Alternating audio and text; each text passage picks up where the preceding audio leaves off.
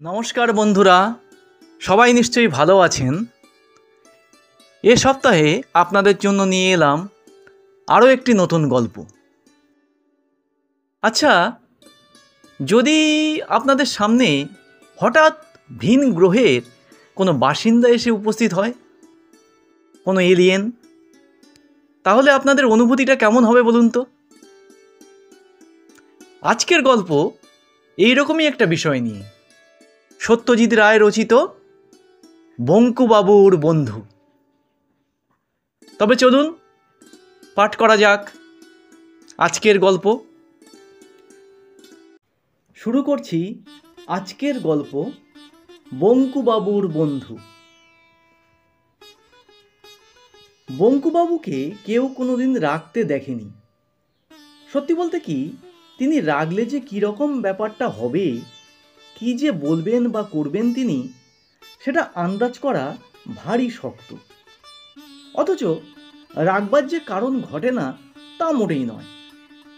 আজ 22 বছর তিনি কাকুরগাছি প্রাইমারি স্কুলে ভূগোল ও বাংলা পড়িয়ে আসছেন।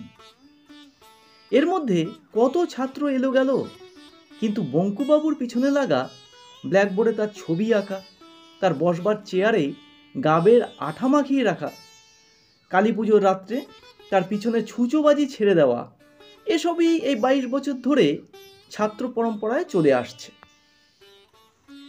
বঙ্কুবাবু কিন্তু কখনো রাগেননি, কেবল মাঝে মাঝে গলা খাঁকড়িয়ে বলেছেন, ছি। এর একটা কারণ অবশ্যই এই যে, তিনি যদি রাগটাগ করে মাস্টারি ছেড়ে দেন তো তার মতো গরিব লোকের পক্ষে এই বয়সে আর একটা মাস্টারি বা চাকরি খুঁজে পাওয়া খুবই শক্ত হবে। আর একটা কারণ হলো, ক্লাস ভর্তি দুষ্টু ছেলের মধ্যে দু একটা করে ভালো ছাত্র প্রতিবারই থাকে। বঙ্কুবাবু তাদের সঙ্গে ভাব করে তাদের পড়িয়ে এত আনন্দ পান যে তাতেই তার মাস্টারি সার্থক হয়ে যায়। এইসব ছাত্রদের তিনি কখনো কখনো নিজের বাড়িতে নিয়ে আসেন, তারপর বাটি করে মুরগি খেতে দিয়ে গল্পচ্ছলে দেশ বিদেশের আশ্চর্য ঘটনা শোনান। আফ্রিকার গল্প, মেরু আবিষ্কারের গল্প, ব্রাজিলের মানুষ খেকো মাছের গল্প, সমুদ্রগর্ভে তলিয়ে যাওয়া আটলান্টিস মহাদেশের গল্প, এসবই বঙ্কুবাবু চমৎকার করে বলতে পারেন।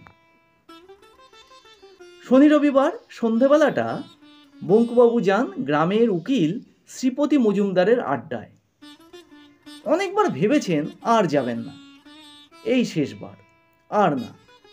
কারণ ছাত্রদের টিটকিরি গা সওয়া হয়ে গেলেও বুড়োদের পেছনে লাগাটা যেন কিছুতেই বরদাস্ত হয় না। এই বৈঠকে তাকে নিয়ে যে ধরনের ঠাট্টা তামাশা চলে, সেটা সত্যিই মাঝে মাঝে সহ্যের সীমা ছাড়িয়ে যায়। এই তো সেদিন 2 মাসও হয়নি ভূতের কথা হচ্ছিল। বঙ্কুবাবু সচরাচর মুখ খোলেন না। সেদিন কি জানি কি হলো, হঠাৎ বলে ফেললেন যে তার ভূতের ভয় নেই। আর যায় কোথা, এমন সুযোগ কি এসব লোকে ছাড়ে? রাত্রে বাড়ি ফেরার পথে বঙ্কুবাবুকে যাচ্ছেতাইভাবে নাজেহাল হতে হলো। মৃত্যুদের তেঁতুল গাছটার তলায় কে এক লিকলিকে লম্বা লোক ভুসো টুসো মেখে অন্ধকারে তার পিঠের উপর পড়লো ঝাঁপিয়ে। এই আড্ডারই কারো চক্রান্ত আর কি। ভয় অবশ্যই পাননি বঙ্কুবাবু, তবে চোট লেগেছিল। 3 দিন ঘাড়ে ব্যথা ছিল। আর সবচেয়ে যেটা বিশ্রী, তার নতুন পাঞ্জাবিটা কালি টালি লেগে ছিঁড়ে টিড়ে একাকার হয়ে গিয়েছিল। ঠাট্টার এ কি রকম হে বাবু! এছাড়া ছোটোখাটো পিছনে লাগার ব্যাপার তো লেগেই আছে। এই যেমন ছাতাটা জুতোটা লুকিয়ে রাখা, পানে আসল মশলার বদলে মাটির মশলা দিয়ে দেওয়া, জোর করে বেঁধে গান গাওয়ানো ইত্যাদি। কিন্তু তাও আড্ডায় আসতে হয়, না এলে শ্রীপতিবাবু কি ভাববেন? একে তো তিনি গায়ের গণ্যমান্য লোক, দিনকে রাত করতে পারেন এমন ক্ষমতা তার উপর আবার তার বঙ্কুবাবু না হলে চলেই না। তিনি বলেন, একজন লোক থাকবে যাকে নিয়ে বেশ রসিয়ে রগড় করা চলবে, নইলে আর আড্ডা। ডাকো বঙ্কুবিহারীকে। আজকের আড্ডার সুর ছিল উচ্চগ্রামের, অর্থাৎ স্যাটেলাইট নিয়ে কথা হচ্ছিল। আজই সন্ধ্যায় সূর্য ডোবার কিছুক্ষণ পরেই উত্তর দিকের আকাশে একটি চলন্ত আলো দেখা গেছে। মাস তিনেক আগেও একবার ওই রকম আলো দেখা গিয়েছিল এবং তাই নিয়ে আড্ডায় বিস্তর গবেষণা চলেছিল। পরে জানা যায় ওটা একটা রাশিয়ান স্যাটেলাইট। খটকা না ফসকা এই গোছের কি একটা নাম। সেটা নাকি 400 মাইল ওপর দিয়ে বন বন করে পৃথিবীর চারিদিকে ঘুরছে এবং তার থেকে নাকি বৈজ্ঞানিকেরা অনেক নতুন নতুন তথ্য জানতে পারছেন। আজকের আলোটা বঙ্কুবাবু প্রথম দেখেছিলেন। তারপর তিনিই সেটা নিধু মুক্তারকে ডেকে দেখান। কিন্তু আড্ডায় এসে বঙ্কুবাবু দেখলেন যে নিধুবাবু অম্লান বদনে প্রথম দেখার ক্রেডিটটা নিজেই নিয়েছেন এবং সেই নিয়ে খুব বড়াই করছেন। বঙ্কুবাবু কিচ্ছুটি বললেন না। স্যাটেলাইট সম্বন্ধে এখানে কেউ বিশেষ কিছু জানেন না, তবে এসব কথা বলতে তো আর টিকিট লাগে না, বা বললে পুলিশেও ধরে না, তাই সবাই ফোড়ন দিচ্ছেন। চণ্ডীবাবু বললেন, যাই বলো বাপু, এসব স্যাটেলাইট নিয়ে খামোকা মাথা ঘামানো আমাদের শোভা পায় না। আমাদের কাছে ও যা সাপের মাথার মনিও তাই। কোথায় আকাশের কোন কোণে আলোর ফুটকি দেখেছো তাই নিয়ে খবরের কাগজে লিখছে, আর তাই পরে তুমি বৈঠকখানায় বসে পান চিবুতে চিবুতে বাহবা দিচ্ছ, যেন তোমারই কীর্তি, তোমারই গৌরব, হাততালিটা যেন তোমারই পাওনা। রামকানাই এর বয়সটা কম, সে বলল, আমার না হোক, মানুষের তো, সবার উপরে মানুষ সত্য। চণ্ডীবাবু বললেন, রাখো রাখো, যত সব মানুষ। মানুষ না তো কি বাদরে বানাবে স্যাটেলাইট? মানুষ ছাড়া আর আছে কি? নিধু মুক্তার বললেন, আচ্ছা বেশ, স্যাটেলাইটের কথা ছেড়েই দিলাম, তাতে না হয় লোকটোক নেই, কেবল একটা যন্তর পাক খাচ্ছে। তা সে তো লাট্টুও পাক খায়, সুইচ টিপলে পাখাও ঘোরে, যাকে। কিন্তু রকেটের ব্যাপারটা তো নেহাত ফেলনা নয় ভায়া। চণ্ডীবাবু নাক সিটকে বললেন, রকেট ধুয়ে কোন জলটা খাবে শুনি?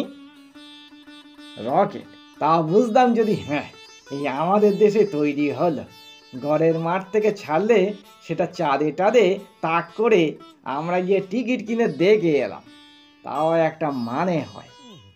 রামকানাই বলল, ঠিক বলেছেন, আমাদের কাছে রকেটও যা, ঘোড়ার ডিমও তাই। ভৈরব চক্রবর্তী বললেন, ধরো যদি অন্য গ্রহ টহ থেকে একটা কিছু পৃথিবীতে এলেই বা কি, তুমি আমি তো আর সেটাকে দেখতে পাবো না। তা বটে। আড্ডার সবাই চায়ের পেয়ালায় মুখ দিলেন। এরপর তো আর কথা বলা চলে না। এই অবসরে বঙ্কুবাবু খুব করে একটু কেশে নিয়ে মৃদুস্বরে বললেন, ধরুন যদি এইখানেই আসে। নিধুবাবু অবাক হওয়ার ভান করে বললেন, বেকা আবার কি বলছে হে? কে আসবে এইখানে? কোত্থেকে আসবে? বঙ্কুবাবু আবার মৃদুস্বরে বললেন, অন্য গ্রহ থেকে কোনো লোকটোক। ভৈরব চক্রবর্তী তার অভ্যাস মতো বঙ্কুবাবুর পিঠে একটা অভদ্র চাপড় মেরে দাঁত বার করে বললেন, বাহ বঙ্কুবিহারী, বাহ! অন্য গ্রহ থেকে লোক আসবে এইখানে, এই গণ্ড গ্রামে? লন্ডন নয়, মস্কো নয়, নিউ ইয়র্ক নয়, মায়ে কলকাতাতেও নয়, একেবারে এই কাকুরগাছি। তোমার তো শখ কম নয়। বঙ্কুবাবু চুপ করে গেলেন, কিন্তু তার মন বলতে লাগলো, সেটা আর এমন অসম্ভব কি?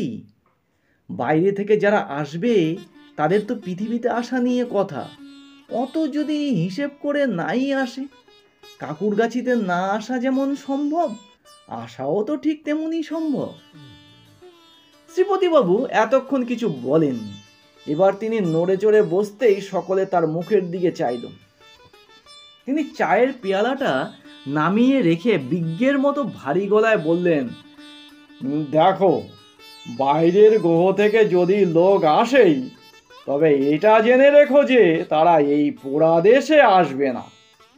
তাদের তো খেয়ে দেয়ে কাজ নেই, আর অত বোকা তারা নয়। আমার বিশ্বাস তারা সাহেব, এবং এসে নামবে ওই সাহেবদেরই দেশে, পশ্চিমে। বুঝেছ? এ কথায় এক বঙ্কুবাবু ছাড়া সকলেই এক বাক্যে সাই দিলেন।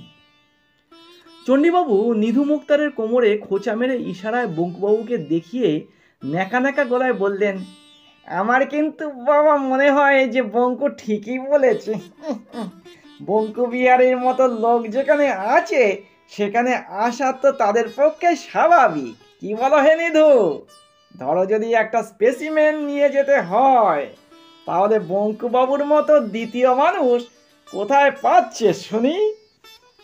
নিধু মুক্তার সায় দিয়ে বললেন, ঠিক ঠিক, বুদ্ধি বলো, চেহারা বলো, যাই বলো, ব্যাকা একেবারে আইডিয়াল। রামকানাই বলল, একেবারে জাদুঘরে রাখার মতো, কিংবা চিড়িয়াখানায়। বঙ্কুবাবু মনে মনে বললেন, স্পেসিমেন যদি বলতে হয় তো এরাই বা কি কম। ওই তো শ্রীপতি বাবু উটের মতো থুতনি, আর ওই ভৈরব চক্রবর্তী কচ্ছপের মতো চোখ, ওই নিধু মুক্তার ছুঁচো, রামকানাই ছাগল, চণ্ডীবাবু চামচিকে। চিড়িয়াখানায় যদি রাখতে হয় তো। বঙ্কুবাবুর চোখে জল এলো, তিনি উঠে পড়লেন। আজ অন্তত আড্ডাটা ভালো লাগবে ভেবেছিলেন, হলো না। মনটা ভারী হয়ে গেল, আর থাকা চলে না। সে কি, উঠলে নাকি হে? শ্রীপতিবাবু যেন ব্যস্ত হয়ে পড়লেন। হ্যাঁ, রাত হলো। কই রাত? কাল তো ছুটি, বসো, চা খাও। না, আজ আসি, পরীক্ষার খাতা আছে কিছু। নমস্কার। রামকানাই বলল, দেখবেন বঙ্কুদা, আজ আবার অমাবস্যা, মঙ্গলবার, মানুষ কিন্তু ভূতেরও বাড়া। বঙ্কুবাবু আলোটা দেখতে পেলেন পঞ্চাঘোষের বাঁশবাগানের মাঝ বরাবর এসে। তার নিজের হাতে আলো ছিল না, শীতকাল, তার সাপের ভয় নেই। তাছাড়া পথও খুব ভালোভাবেই চেনা। এ পথে এমনিতে বড় একটা কেউ আসে না, কিন্তু বঙ্কুবাবুর শর্টকাট হয় বলেই তিনি এ পথে যান। কিছুক্ষণ থেকেই তার কেমন জানি খটকা লাগছিল। অন্য দিনের চেয়ে কি জানি একটা অন্যরকম ভাব, কিন্তু সেটা যে কি তা বুঝতে পারছিলেন না। হঠাৎ খেয়াল হলো যে বাঁশবনে আজ ঝিঝি ডাকছে না, একদম না। সেইটাই তফাৎ। অন্যদিন যতই বনের ভিতর ঢোকেন ততই ঝিঝির ডাক বাড়ে, আজ ঠিক তার উল্টো। তাই এমন থমথমে ভাব। ব্যাপার কি? ঝিঝিগুলো সব ঘুমোচ্ছে নাকি? ভাবতে ভাবতে হাত বিষে গিয়ে পূব দিকে চোখ যেতেই আলোটা দেখতে পেলেন। প্রথমে মনে হলো বুঝি আগুন লেগেছে। বনের মধ্যিখানের ফাঁকটায় যেখানে ডোবাটা রয়েছে তার চারপাশের বেশ খানিকটা জায়গা জুড়ে গাছের ডালে ও পাতায় একটা গোলাপি আভা, আর নিচে ডোবার সমস্ত জায়গাটা জুড়ে উজ্জ্বল গোলাপি আলো, কিন্তু আগুন নয়, কারণ আলোটা স্থির। বঙ্কুবাবু এগোতে লাগলেন। কানের মধ্যে একটা শব্দ আসছে, কিন্তু সেটা যেন ধরা ছোঁয়ার বাইরে। হঠাৎ কানে তালা লাগলে যেমন শব্দ হয়, রি রি রি রি রি, এ যেন ঠিক সেই রকম। বঙ্কুবাবুর গা একটু ছমছম করে থাকলেও একটা অদম্য কৌতূহল বশে তিনি এগিয়ে চললেন। ডোবার থেকে 30 হাত দূরে বড় বাঁশঝাড়টা পেরোতেই তিনি জিনিসটা দেখতে পেলেন। একটা অতিকায় উবুর করা কাচের বাটির মতো জিনিস সমস্ত ডোবাটাকে আচ্ছাদন করে পড়ে আছে, এবং তার প্রায় স্বচ্ছ ছাউনির ভিতর থেকে একটা তীব্র অথচ স্নিগ্ধ গোলাপি আলো বিচ্ছুরিত হয়ে চতুর্দিকের বনকে আলো করে দিয়েছে। এমন অদ্ভুত দৃশ্য বঙ্কুবাবু স্বপ্নেও কখনো দেখেনি। অবাক বিস্ময়ে কিছুক্ষণ চেয়ে থাকার পর বঙ্কুবাবু লক্ষ্য করলেন যে জিনিসটা স্থির হলেও যেন নির্জীব নয়, অল্প অল্প স্পন্দনের আভাস পাওয়া যাচ্ছে। নিঃশ্বাস প্রশ্বাসের মানুষের বুক যেমন ওঠে নামে, কাচের ঢিবিটা তেমনি উঠছে নামছে। বঙ্কুবাবু ভালো করে দেখবার জন্য আরও হাত চারেক এগিয়ে যেতেই হঠাৎ যেন তার শরীরে বিদ্যুৎ প্রবাহ খেলে গেল, আর তার পর মুহূর্তেই তিনি অনুভব করলেন যে তার হাত পা যেন কোন অদৃশ্য বন্ধনে বেঁধে ফেলা হয়েছে। তার শরীরে আর শক্তি নেই, তিনি না পারেন এগোতে, না পারেন পিছোতে। কিছুক্ষণ এইভাবে আড়ষ্ট হয়ে দাঁড়িয়ে থেকে বঙ্কুবাবু দেখলেন যে জিনিসটার স্পন্দন আস্তে আস্তে থেমে গেল, আর সঙ্গে সঙ্গে মিলিয়ে গেল সেই অদ্ভুত কানে তালা লাগার শব্দটা। তারপর হঠাৎ রাতের নিস্তব্ধতা ভেদ করে কতকটা মানুষের মতো কিন্তু অত্যন্ত মিহি গলায় চিৎকার এলো, মিলি পিং পিং খ্রক, মিলি পিং পিং খ্রক।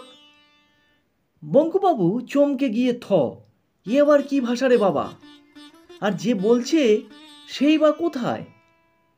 দ্বিতীয় চিৎকার শুনে বঙ্কুবাবুর বুকটা ধড়াস করে উঠল।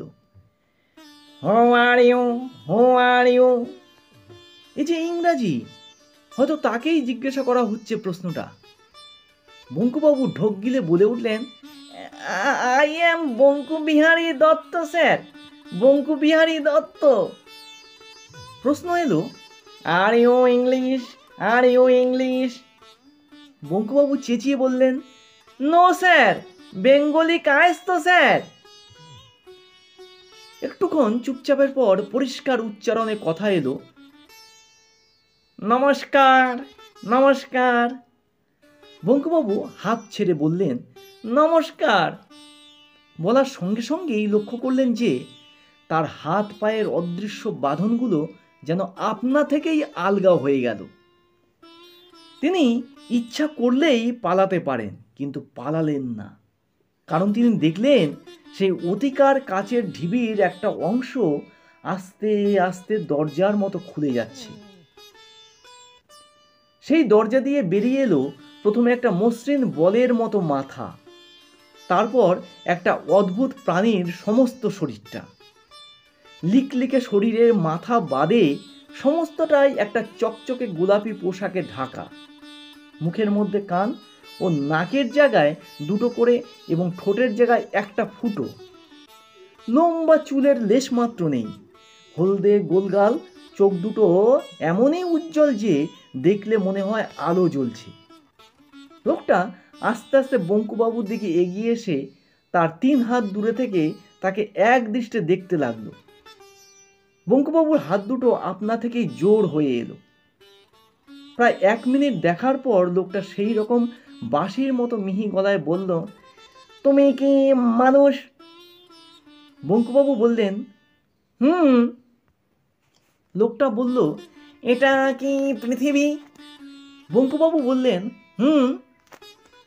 ঠিক ধরেছি, যন্ত্রপাতিগুলো গোলমাল করছে। যাবার কথা ছিল ফুটোয়, একটা সন্দেহ ছিল মনে, তাই তোমাকে প্রথমে ফুটোর ভাষায় প্রশ্ন করলাম। যখন দেখলাম তুমি উত্তর দিলে না, তখন বুঝতে পারলাম যে পৃথিবীতে এসে পড়েছি। পণ্ডশ্রম হলো, ছি ছি ছি। এত দূরে এসে আরেকবার এরকম হয়েছিল, বুধ যেতে বৃহস্পতি গিয়ে পড়েছিলাম, একদিনের তফাৎ আর কি। বঙ্কুবাবু কি বলবেন বুঝতে পারলেন না। তাছাড়া ওর এমনিতেই অস্বস্তি লাগছিল, কারণ লোকটা সরু সরু আঙুল দিয়ে ওর হাত পা টিপে টিপে দেখতে আরম্ভ করছে। টেপা শেষ করে লোকটা বলল, আমি ক্রেনিয়াস গ্রহের মানুষের চেয়ে অনেক উচ্চ শ্রেণীর প্রাণী। এই লিকলিকে 4 ফুট লোকটা মানুষের চেয়ে উচ্চ স্তরের প্রাণী বললেই হলো। বঙ্কুবাবুর হাসি পেল। লোকটা কিন্তু আশ্চর্যভাবে বঙ্কুবাবুর মনের কথা বুঝে ফেলল। সে বলল, অবিশ্বাস করার কিছু নেই, প্রমাণ আছে। তুমি কটা ভাষা জানো? বঙ্কুবাবু চুলকিয়ে বললেন, বাংলা, ইংরাজি আর হিন্দিটা মানে মানে আড়াইটে। হ্যাঁ, আমি জানি 14,000 ভাষা। তোমাদের সৌরজগতের এমন ভাষা নেই যা আমি জানি না। তাছাড়া আরও 31টি বাইরের গ্রহর ভাষা আমার জানা আছে। এর 25টি গ্রহে আমি নিজে গিয়েছি।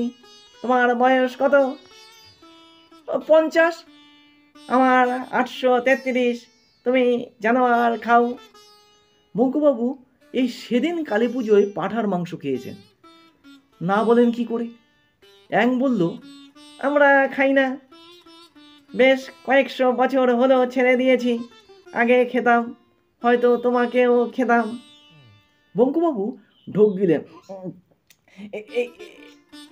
এই জিনিসটা দেখেছ? অ্যাং একটা নুড়ি পাথরের মতো ছোট জিনিস বঙ্কুবাবুর হাতে দিল। সেটা হাতে ঠেকতেই বঙ্কুবাবুর সর্বাঙ্গে আবার এমন একটা শিহরণ খেলে গেল যে তিনি তৎক্ষণাৎ ভয়ে পাথরটা ফেরত দিয়ে দিলেন। অ্যাং হেসে বলল, এটা আমার হাতে ছিল বলে তুমি এখন এগোতে পারোনি। কেউ পারে না। শত্রুকে জখম না করে অক্ষম করার মতো এমন জিনিস আর নেই।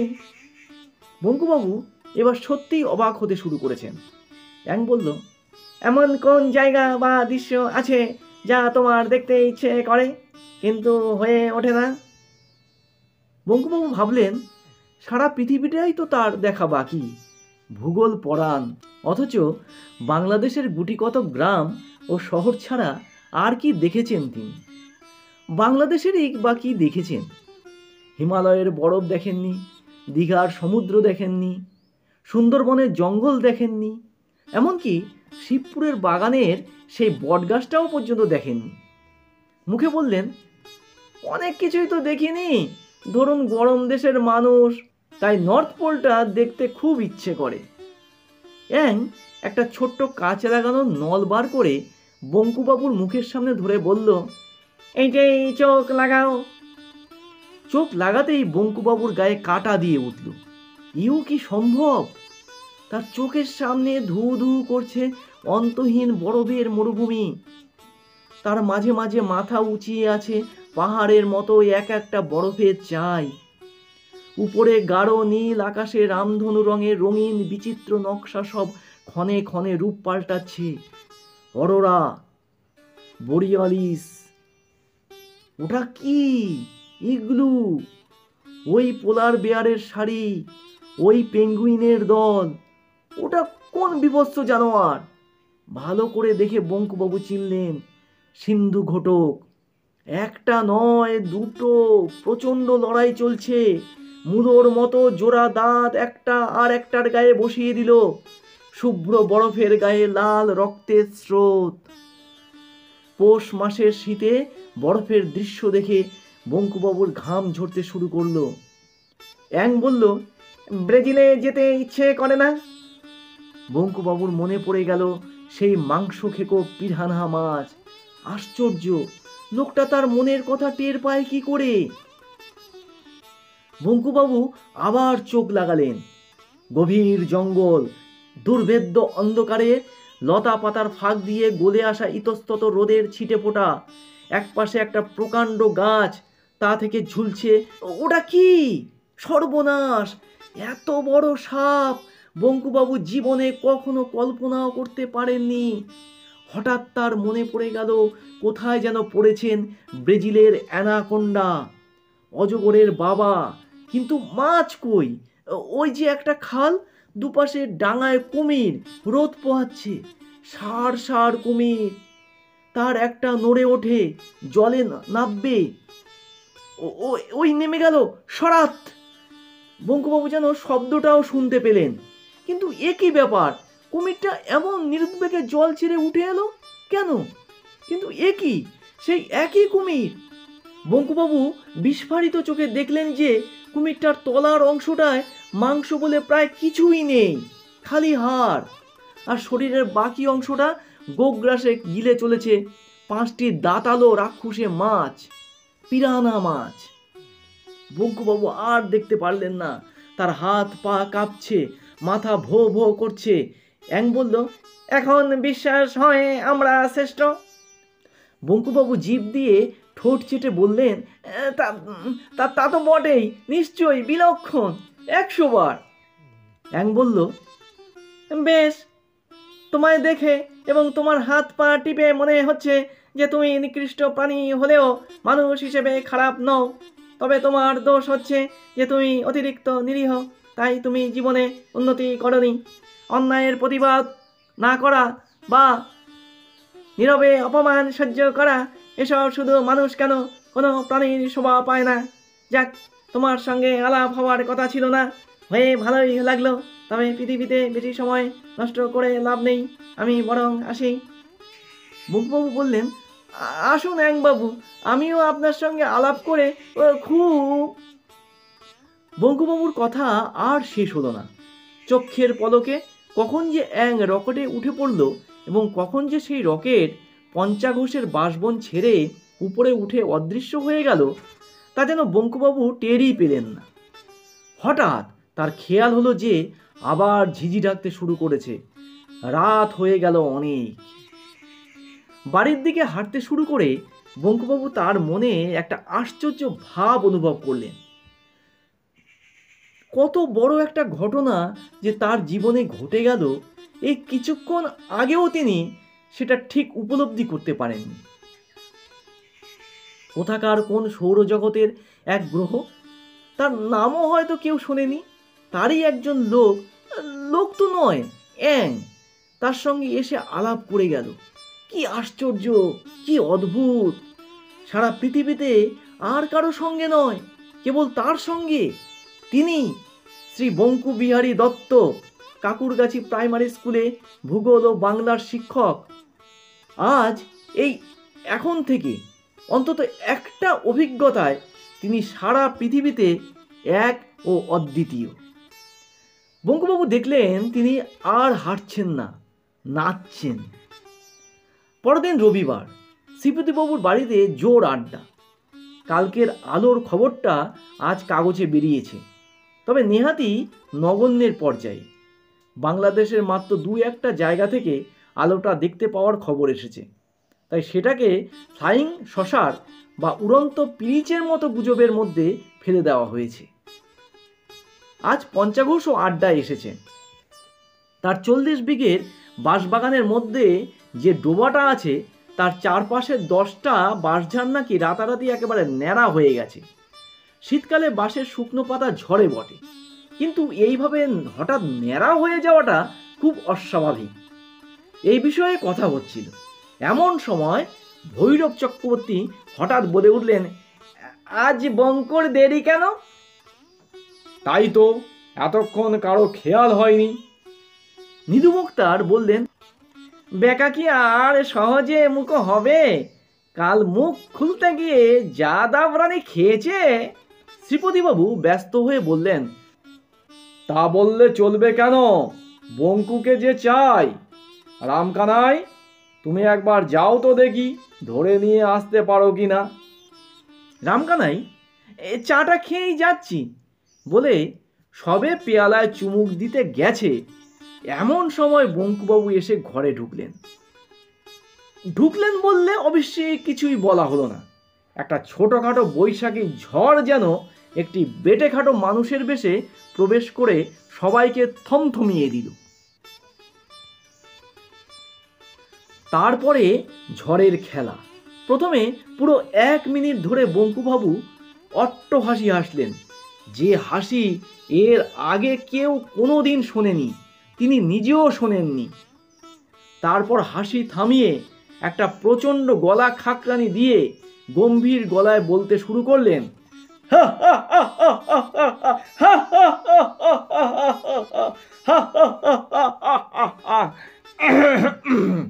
বন্ধুগণ, আমি অত্যন্ত আনন্দের সঙ্গে জানাচ্ছি যে আজ এই আড্ডায় আমার শেষ দিন। আপনাদের দলটি ছাড়ার আগে আমি কয়েকটি কথা আপনাদের বলে যেতে চাই, এবং তাই আজ এখানে আসা। 1 নম্বর, সেটা সকলের সম্বন্ধেই খাটে। আপনারা সবাই বড্ড বাজে বকেন। যে বিষয়ে জানেন না সে বিষয়ে বেশি কথা বললে লোকে বোকা বলে। 2 নম্বর, এটা চণ্ডীবাবুকে বলছি, আপনাদের বয়সে পরের ছাতা জুতো লুকিয়ে রাখা শুধু অন্যায় নয়, ছেলে মানুষই। দয়া করে আমার ছাতাটা ও খয়েরি ক্যাম্বিসের জুতোটা কালকের মধ্যে আমার বাড়িতে পৌঁছে দেবেন। নিধুবাবু, আপনি যদি আমাকে ব্যাকা বলে ডাকেন, তবে আমি আপনাকে ছ্যাঁদা বলে ডাকবো। আপনাকেও সেইটাই মেনে নিতে হবে। আর শ্রীপতিবাবু, আপনি গণ্যমান্য লোক, আপনার মোসাহেবের প্রয়োজন হবে বই কি, কিন্তু জেনে রাখুন যে আজ থেকে আমি আর ও দলে নেই। যদি বলেন তো আমার পোষা হুলোটাকে পাঠিয়ে দিতে পারি, ভালো পা চাটতে পারে। ওহো হো, পঞ্চাবাবু এসেছেন দেখছি। আপনাকেও খবরটা দিয়ে রাখি, কাল রাত্রে ক্রেনিয়াস গ্রহ থেকে একটি ইয়াং এসে আপনার বাঁশবাগানের ডোবাটির মধ্যে নেমেছিল। আমার সঙ্গে তার আলাপ হয়েছে। লোকটি থুড়ি ইয়াংটি ভারী ভালো। এই বলে বঙ্কুবাবু তার বাঁ হাত দিয়ে ভৈরব চক্রবর্তীর পিঠে একটা চাপড় মেরে বিষম খাইয়ে সদর্পে শ্রীপতিবাবুর ঘর থেকে বেরিয়ে গেলেন। ঠিক সেই মুহূর্তেই রামকানাইয়ের হাত থেকে চা ভর্তি পেয়ালাটা পড়ে গিয়ে সব্বার কাপড়ে চোপড়ে গরম চা ছিটিয়ে চুরমার হয়ে গেল। গল্পটি এখানেই শেষ হলো। কেমন লাগলো কমেন্ট করবেন। আর হ্যাঁ, চ্যানেলটি সাবস্ক্রাইব করে পাশের বেল আইকনটি প্রেস করে রাখবেন, যাতে এই রকমই নিত্য নতুন গল্প আপনাদের কাছে সহজেই পৌঁছে দিতে পারি। আজ এই পর্যন্তই, আবার আসবো আগামী সপ্তাহে। ততদিন সুস্থ থাকবেন। নমস্কার।